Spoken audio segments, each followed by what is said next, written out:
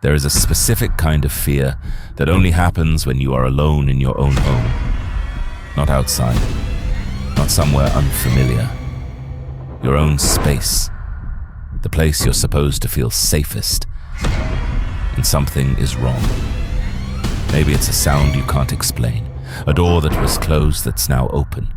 The feeling, and I mean a physical, undeniable feeling, that you are not alone. Tonight I have 3 stories for you. All of them happened inside someone's home.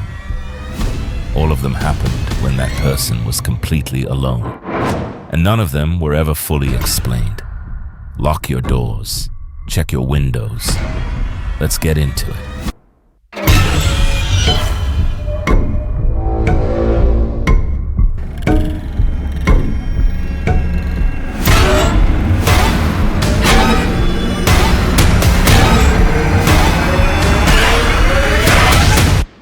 This story to exactly 3 people in my life.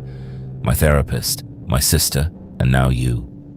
And every time I tell it, people look at me the same way, like they're not sure whether to feel sorry for me or just not be alone with me afterward. This was about 5 years ago. I was living in an older house, built in the 1940s. The kind with thick plaster walls and creaking floors and radiators that clank and hiss at night. I had been there about 6 months and was used to all the normal sounds the house made. I thought I knew every noise. It was a Wednesday night in November, cold outside. I was on the couch watching TV, and the house was completely quiet except for the show.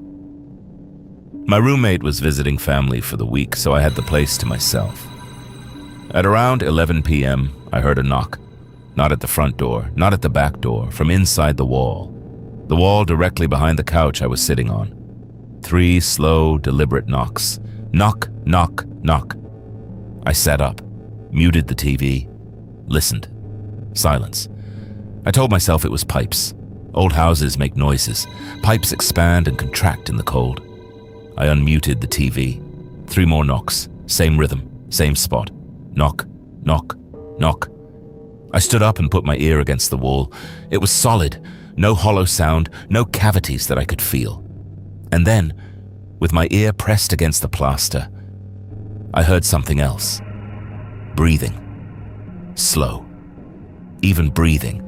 Right on the other side of the wall. I called my landlord in a panic. He came over that night somewhat annoyed, and we spent an hour going around the outside of the house, checking for gaps, checking the crawl space access, checking the basement. Everything was sealed. No way in, no signs of any entry. He said it was probably an animal that had gotten into the wall cavity. A raccoon, maybe. He said he'd send someone to check in the morning.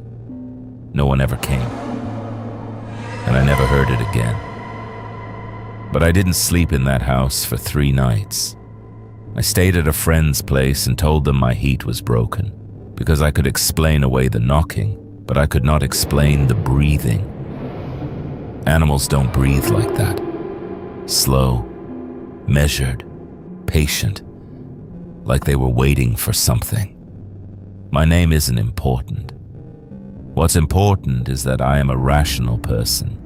I work in accounting. I have never believed in ghosts or the supernatural. I am telling you this because I need you to understand that what I saw was not my imagination, and it was not a dream.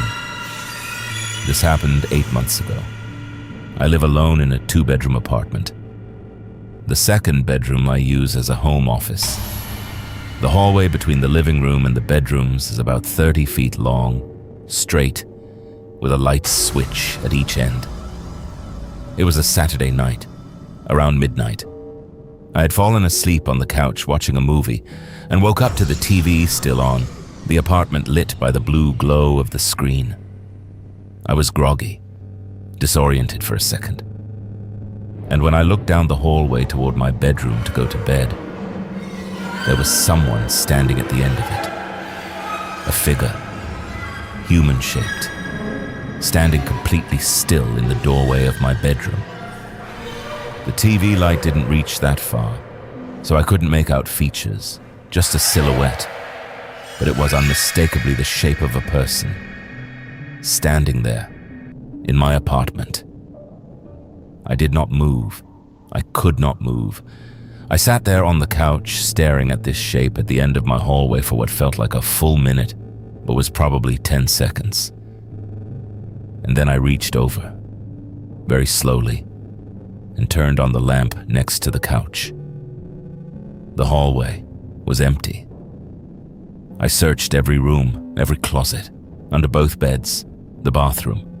The front door was locked, deadbolted. The windows were all closed and locked from the inside. There was no one there. I have thought about this almost every day since it happened. The rational part of my brain says it was a hypnagogic hallucination, something that happens in that space between sleep and waking. That my brain invented a shape in the dark, and my eyes believed it. But here is the thing. Here is the part I can't explain away. When I went to my bedroom that night, the closet door was open. I always close my closet door before I go to sleep. Always. It is a habit I've had for 15 years. I had closed it that morning. I remember doing it. It was open.